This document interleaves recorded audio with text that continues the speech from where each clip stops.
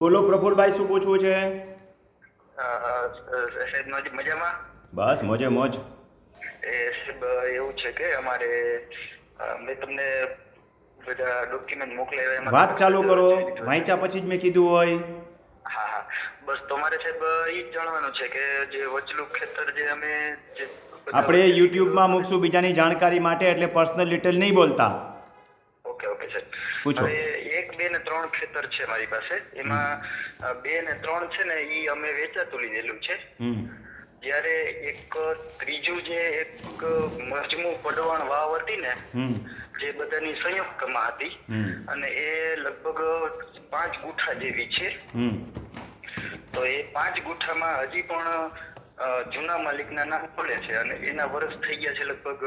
એ તો બોલે ને, એ તમે 7 નંબર ખરીદતો જ ન હોય તો એના નામ બોલ્યા રાખે. 5 ગુઠા હોય, ચાહે 25 ગુઠા હોય કે 2 ગુઠા હોય, જે જૂના માલિકોએ તમને વેચ્યું નથી, તમે ખરીદ્યું છે, એમાં એ ભાગ એનો આવતો નથી, તો એ તો જૂનાના નામ બોલવાના જ છે.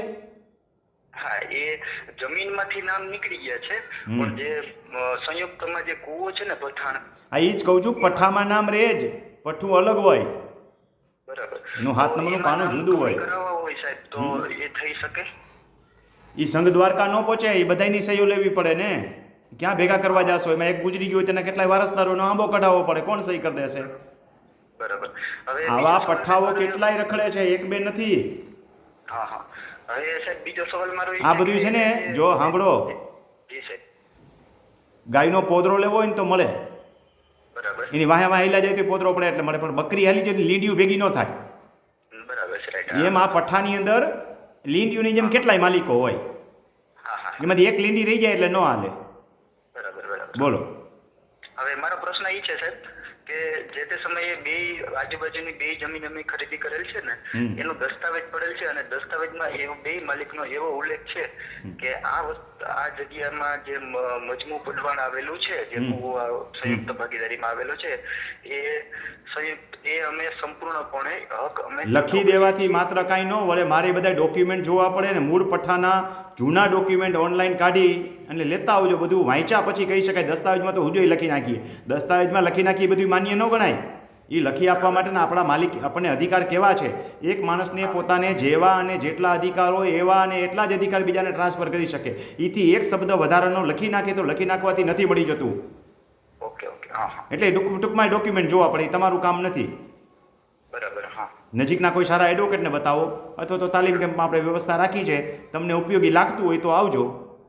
ઓકે સાહેબ. હવે મારા જિલ્લામાં તાલીમ કેમ્પમાં નજીકમાં ક્યારે તાલીમ કેમ્પ થાય છે? તમે ગોઠવો એટલે આવું. હું તો જ્યાં જ્યાં કોઈ 200 ખેડૂત ભેગા કરે એટલે હું ત્યાં આવું છું. તમારે ખાલી વાતો કરવી હોય તો નહીં ભેગું થાય, પણ તમને માર્ગદર્શન આપું. જો તમારે ખરેખર તૈયારી હોય તો, ખાલી પૂછવા ખાતર પૂછવું હોય તો તમારો ને મારો બેનો સમય નથી બગાડવો. હા, નહીં સાહેબ, મારી તૈયારી છે જ, અને મારે તમારા જે વિડીયો હું જોઉં છું જો એમાં મને 200 ખેડૂત ભેગા કર, શીખવા મળ્યું છે. 200 મને એ શીખવા મળ્યું છે કે આવનાર વારસો છે ને એ આપ ચોખ્ખો કરીને આપીએ. એ મને તમારું સૂત્ર મને મગજમાં. અમરેલી જિલ્લાનો કયો તાલુકો છે? સોરી? અમરેલી જિલ્લામાં કયા તાલુકામાં આવવાનું છે? નહીં સાહેબ, હું છે જુનાગઢ જિલ્લો છું. કયો તાલુકો? જુનાગઢ, કેશોદ તાલુકો. તો કેશોદ તાલુકામાં તમે જે નજીક મોટું ગામ પડતું હોય અથવા તમારું ગામ હોય, ત્યાં સમાજની વાડી હોય કે સ્કૂલ હોય, ત્યાં વ્યવસ્થા કરજો. અને આજુબાજુના બધા ગામના વોટ્સએપ ગ્રુપની અંદર મેસેજ નાખો, કેટલા ખેડૂતો આવવા તૈયાર છે, ગામના આગેવાનોને મળો, એને એનું ઇમ્પોર્ટન્સ સમજાવો, એને મારા વિડીયો બતાવો. પછી 200 ખેડૂતોનું લિસ્ટ તૈયાર થઈ જાય, વોટ્સએપ ગ્રુપ બનાવજો, પછી મને મેસેજ કરજો, એટલે હું આવીશ તમારા ગામમાં, મારા ખર્ચે આવીશ. જી સાહેબ, હું આ પણ પ્રયાસ કરું છું. અને તમારે શીખવું હોય તો તમારે તો તાલીમ કેમ્પમાં અહીંયા રાજકોટ આવવું પડશે. તમારાથી સંઘ દ્વારકા નહીં પહોંચે, કહી દઉં છું. 200 જણા ભેગા કરવા એ વાતું કરવી હેલી છે. આજે હું તાલીમ કેમ્પમાં 100ની સભ્ય સંખ્યા કરતો હોય તો 1 મહિનો મહેનત કરું છું, ત્યારે થાય છે. બરાબર છે. એટલે તમારે તમારા ગામમાં ઉત્સાહ સારો છે, કરી બતાવજો. એક ખિસ્સા ગામમાં નાનો એવો હસમુખભાઈ હતો, એને કરી દેખાડ્યું હતું. એમ તમે તમારે જો ઈચ્છા હોય તો કરજો પ્રયત્ન. આવીશું, મારા ખર્ચે આવીશ. એ કહું છું, નાસ્તા પાણીની ચાની વ્યવસ્થા મારા ખર્ચે કરીશ, પણ 200 જણાની સભ્ય સંખ્યા જોઈએ. એના માટે તમારી પાસે ડિપોઝિટ મુકાવડાવીશ, નહીંતર મારે ની આવવાનો ધક્કો જ થાય ખાલી. જી જી જી સાહેબ. બોલો. ઓકે સાહેબ.